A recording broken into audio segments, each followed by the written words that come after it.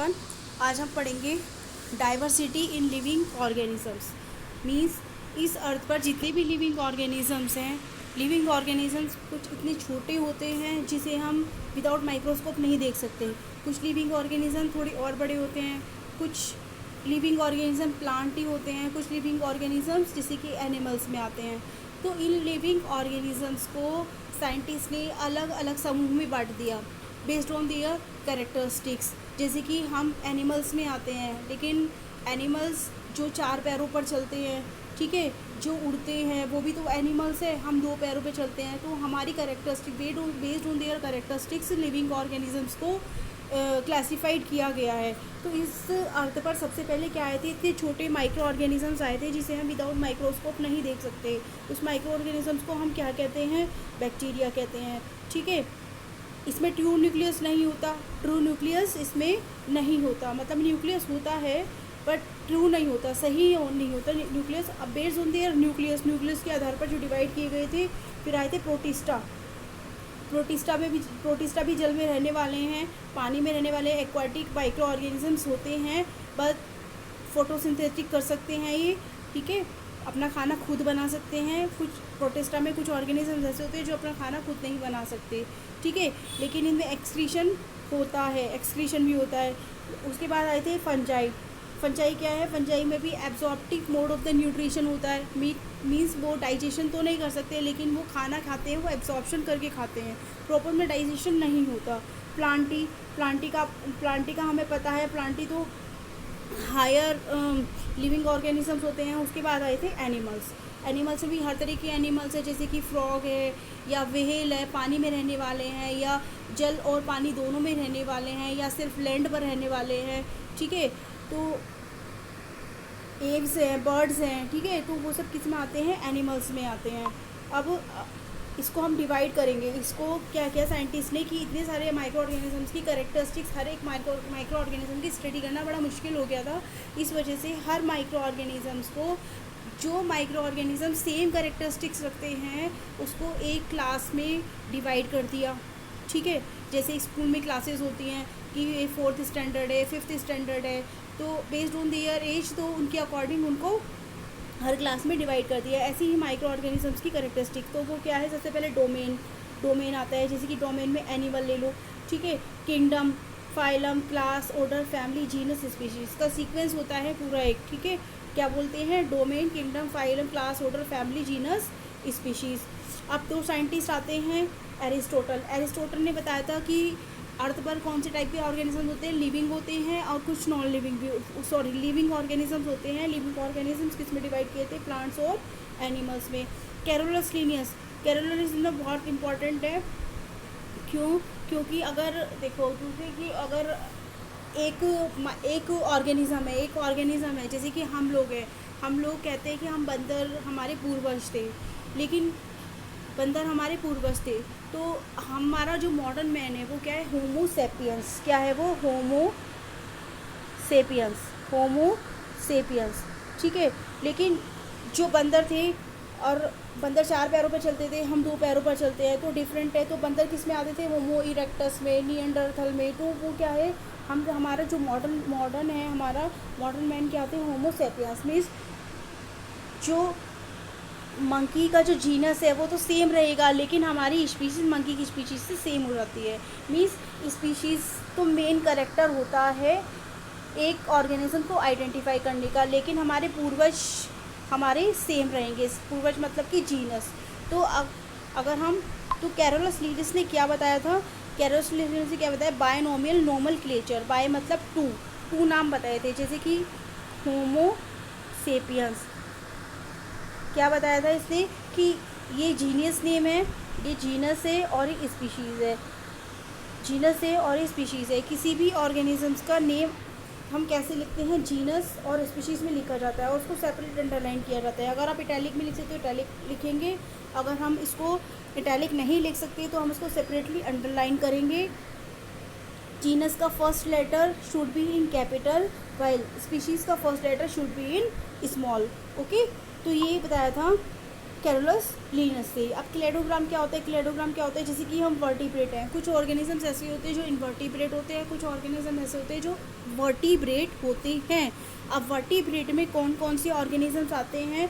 तो root, cladogram क्या show करता है? रूट से अलग अलग ब्रांचेस निकल जाती हैं, ठीक है। तो ये क्या बताता है? क्लेडोग्राम को शो करता है। अब हम बात करेंगे वायरस की।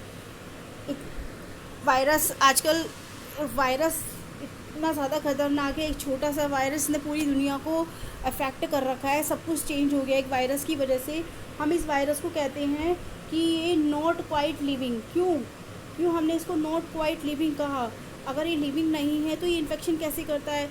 एक्चुअली वायरस अगर नॉन लिविंग सरफेस पर होता है तो वो नॉन लिविंग होगा, लेकिन जब उसे मीडियम मिल जाता है, जब उसको मीडियम मिल जाता है, एक प्रॉपर मीडियम, जैसे कि वायरस अगर एनवायरनमेंट में है तो वो नॉन लिविंग है, लेकिन अगर वो किसी की ब्लड में चला जाता है तो वो लिविंग बन जाता है, मल्टीप्लाई करना शुरू कर देता है। मल्टीप्लाई करेगा, जो चीज़ मल्टीप्लाई करती है सबसे छोटा साइज़ होता है वायरस का, ठीक है। जो चीज़ मल्टीप्लाई करती है वो इतनी ज़्यादा खतरनाक होती है, इसलिए वायरस कहते हैं सबसे ज़्यादा डेंजर होता है जब इसको एक मीडियम मिलता है, तभी ये अपना काम शुरू करता है। तो वायरस को, क्योंकि हम इसे ना तो ये लिविंग कह सकते हैं ना ही हम इसको नॉन लिविंग कह सकते हैं, तो इसको हमने क्लासिफिकेशन, तो इसको साइंटिस्ट ने क्लासिफिकेशन में नहीं रखा, इसको सेपरेटली इसको रखा था, ठीक है। अब हम बात करेंगे क्लासिफिकेशन की शुरुआत कैसे हुई थी। क्लासिफिकेशन के सबसे पहले 3 डोमेन में रखा गया। 3 डोमेन जैसे कि आर्की बैक्टीरिया, बैक्टीरिया और यू बैक्टीरिया। आर्की बैक्टीरिया ऐसे ऑर्गेनिज्म बैक्टीरिया होते हैं, ऐसे बैक्टीरिया होते हैं जो हाई रेजिस्टेंट पर ग्रो करते हैं, मतलब ज़्यादा टेम्परेचर पर भी ये ग्रो कर सकते हैं। जबकि बैक्टीरिया जिसे हम यू बैक्टीरिया भी कहते हैं, जो डिपेंड करते हैं कि टेम्परेचर किस टाइप का है, कम टेम्परेचर या ज़्यादा टेम्परेचर है। कहते हैं ना, अगर हम किसी चीज़ को बॉईल करते हैं तो बैक्टीरिया ख़त्म हो जाते हैं। आर्की बैक्टीरिया में ऐसे नहीं है, आर्की बैक्टीरिया हाई टॉलरेंट होते हैं, ज़्यादा टेम्परेचर पर भी ग्रो कर सकते हैं। जबकि बैक्टीरिया को अगर हम टेम्परेचर देंगे किसी भी फूड को, तो उसके अंदर जो बैक्टीरियाज होते हैं वो ख़त्म हो जाते हैं। अब यूकैरियोट्स क्या होते हैं? यूकैरियोट्स मतलब कि ट्रू न्यूक्लियस, जैसे कि हम क्या हैं? यूकैरियोट्स है। और प्लांट्स भी यूकैरियोट्स है। जो हायर बॉडी के एनिमल्स होते हैं, हायर प्लांट्स होते हैं, हायर एनिमल्स होते हैं, उसे हम क्या कहते हैं? यूकैरियोट्स बोलेंगे, ओके। अब ये 3 डोमेन्स हमें दिए गए। अगर इन 3 डोमेन्स को हम और एक्सपेंड करें, आर्की बैक्टीरिया और यू बैक्टीरिया तो सेपरेट रख दिया, लेकिन जो यूकैरियोट्स था, अब इस यूकैरियोट में सारे एनिमल्स कैसे रखे जाएंगे? यूकैरियोट्स में, क्योंकि इसमें कुछ एनिमल्स ऐसे होते हैं जिनका डाइजेशन अलग होता है, जिनका खाने का रूटीन, मतलब खाने का जो तरीका होता है वो बिल्कुल अलग होता है। जैसे कि फंजाई अब्जॉर्ब करते हैं फूड को, प्रोटिस्टा फोटोसिंथेसिस करते हैं, प्लांट भी फोटोसिंथेसिस करते हैं, एनिमल हेट्रोट्रॉफ्स होते हैं। तो इसको हम एक ग्रुप में नहीं रख सकते। तो उसे व्हिटेकर ने क्या किया था कि जो यूकैरियोट्स है, सब में ट्रू न्यूक्लियस तो है, लेकिन इस यूकैरियोट्स को 1 2 3 4 पार्ट्स में से डिवाइड कर दिया, ठीक है। और अब हम देखेंगे आर्की बैक्टीरिया के बारे में। आर्की बैक्टीरिया, क्योंकि अभी बताया था कि हाईली टॉलरेंट होते हैं, बड़े होते हैं, ठीक है, ज़्यादा टेम्परेचर पर भी ग्रो कर सकते हैं। आर्की बैक्टीरिया के एग्जांपल होते हैं मेथेनोजेंस और हेलोफाइल्स, ओके। अब यू बैक्टीरिया क्या होते हैं? यू बैक्टीरिया जैसे कि फॉर एग्जांपल एस्चेरिचिया कोलाई और स्ट्रेप्टोकोकस ओरियस। हम देख सकते हैं इसे बाइनोमियल नोमेनक्लेचर मीन्स जो नेम है वो सेपरेटली अंडरलाइन है। Genus name should be in capital and species name in small. You bacteria की हम देखते हैं, यू प्रोकैरियोट्स में आते हैं यू बैक्टीरिया, जिसे हम बैक्टीरिया भी कहते हैं। ऑटोट्रॉफ्स हो सकते हैं और हेट्रोट्रॉफ्स भी हो सकते हैं। ग्राम पॉजिटिव भी हो सकते हैं और ये ग्राम पॉजिटिव भी होते हैं। ग्राम पॉजिटिव और ग्राम नेगेटिव क्या होते हैं कि जब हम इनको स्टेन करते हैं या अलग अलग स्टेन देते हैं, ग्राम पॉजिटिव और ग्राम नेगेटिव बैक्टीरिया की जो पैथोजेनिसिटी होती है, मतलब इसका जो केमिकल इफेक्ट होता है, इनका अलग अलग होता है। इसलिए हमने इसको डिवाइड किया है कि ये जो यू बैक्टीरिया है या बैक्टीरिया है, ये ग्राम पॉजिटिव होते हैं या ग्राम नेगेटिव होते हैं। अब प्रोटिस्टा क्या होते हैं कि ये यूकैरियोट्स है। प्रोटिस्टा किसका आता है? यूकैरियोट्स में आता है। ऑटोट्रॉफ्स भी हो सकते हैं और हेट्रोट्रॉफ्स भी हो सकते हैं। ऑटोट्रॉफ भी हो सकते हैं और हेट्रोट्रॉफ्स भी हो सकते हैं। एनिमल लाइक जैसे कि प्रोटोजोआ। इसे एनिमल लाइक क्यों कहते हैं? क्योंकि इसका जो डाइजेशन होता है वो क्योंकि इसका जो डाइजेशन प्रोसेस होता है वो एनिमल्स के जैसा ही होता है, मतलब कि इंजेक्शन करते हैं, डाइजेशन करते हैं, एसिमिलेशन करते हैं, तो इसका होलोजोइक न्यूट्रिशन ही होता है इसका भी।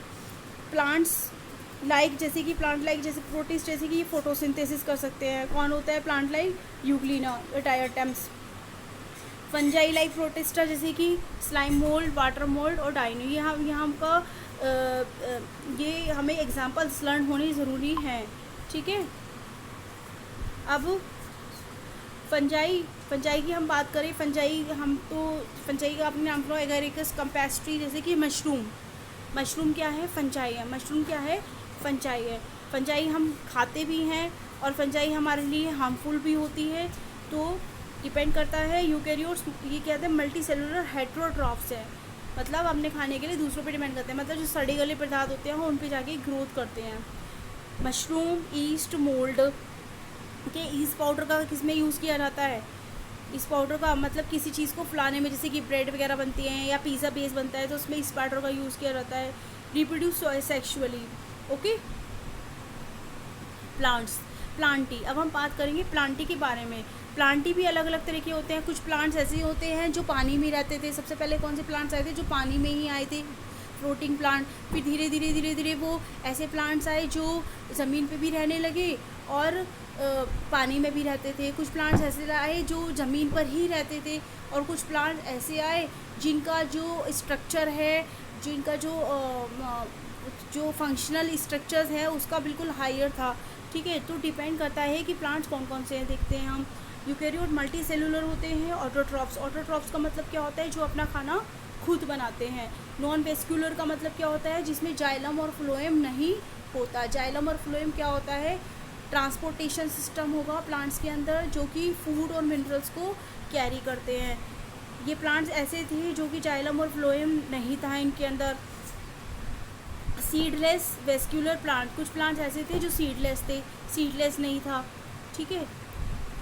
प्लांटी के बारे में हम फिर से पढ़ेंगे। वेस्कुलर प्लांट, कुछ प्लांट्स ऐसे है वेस्कुलर प्लांट जिसमें जाइलम और फ्लोएम था, मतलब डेवलपिंग प्लांट। ये क्या है? धीरे धीरे चेंजेस आने लगे हर स्पीशीज़ में समय के साथ साथ। चेंजेस आने की प्रोसेस को क्या कहते हैं? इवोल्यूशन कहते हैं। क्या कहते हैं? इवोल्यूशन कहते हैं। जैसे बंदर पहले 4 पैरों पर चलता था, अभी धीरे धीरे खड़ा होना शुरू किया, उसका मतलब उसका ब्रेन का साइज़ भी उसका कम होता चला गया, ठीक है। फिर धीरे धीरे 2 पैरों पे चलना, तो ये क्या है? धीरे धीरे वेरिएशंस आने लगी। वेरिएशंस आने की प्रोसेस को क्या कहते हैं? इवोल्यूशन कहते हैं। नॉन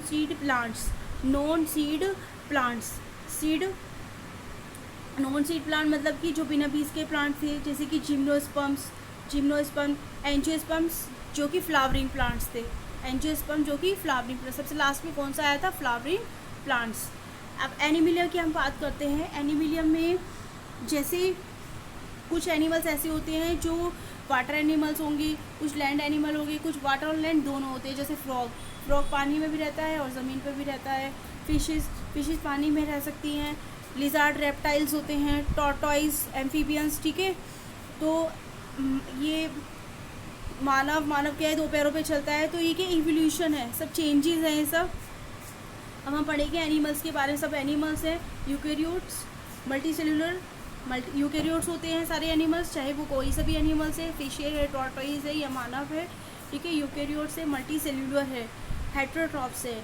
सेल वॉल नहीं होता, याद रखेंगे, हमारे अंदर सेल वॉल नहीं होता। मोबिलिटी होती है, ठीक है। मोबिलिटी का मतलब कि हम चल सकते हैं, मूव कर सकते हैं। इनवर्टिब्रेट कौन होते हैं? इनवर्टिब्रेट हैव नो स्पाइंस नहीं होता। वर्टिब्रेट कौन होते हैं? स्पाइंस होता है। हम क्या हैं? हम वर्टिब्रेट है कि इनवर्टिब्रेट है? हमारे अंदर स्पाइंस है, यस वी हैव स्पाइन, हमारे अंदर स्पाइन है, स्पाइनल कोड है, तो भी हम क्या है?